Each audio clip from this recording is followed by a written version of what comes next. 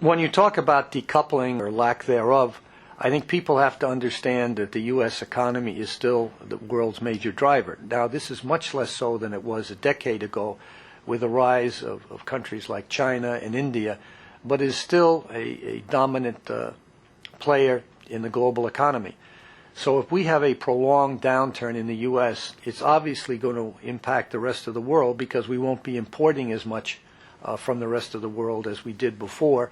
And also, I think the deleveraging process in the financial markets has very much impacted and will continue to impact the global financial system, which will have an impact, I think, on global growth in one form or another.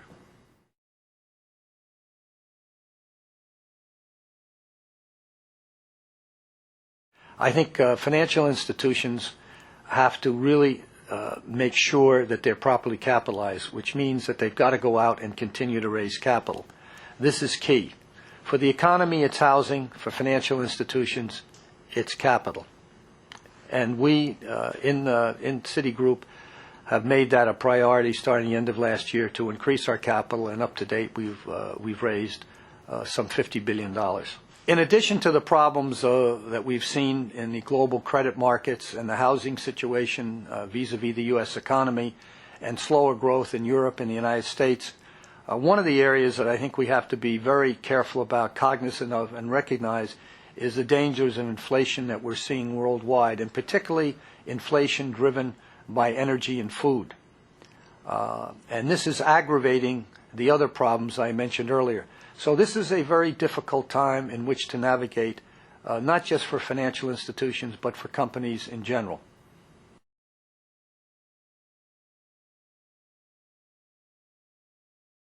I think the real problem has been housing from day one. We got ourselves into a bubble in the markets, and housing in particular was a problem not recognized until it blew up in everyone's face last summer. But housing is still not stabilized and probably will not stabilize until sometime next year. And so I think the root of the problem was the bubble, and particularly the area covered by housing, and housing is still a problem. Until we solve the problem of housing, I think we're still going to have a problem in the U.S. economy.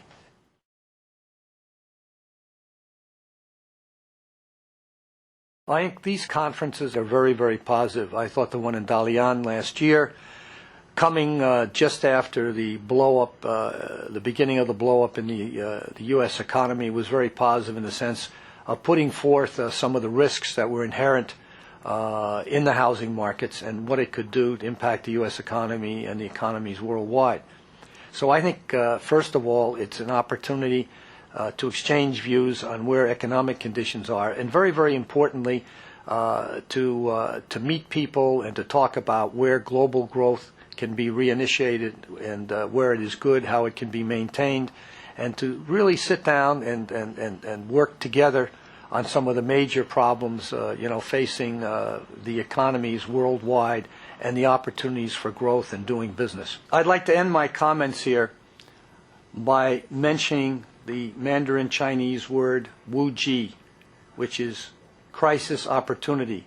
And I think that we're going through a crisis in many countries economically today, but I think what we need to do here in Tianjin is to concentrate on what are the opportunities which will get us moving again and going forward bring us to the type of growth which this world needs.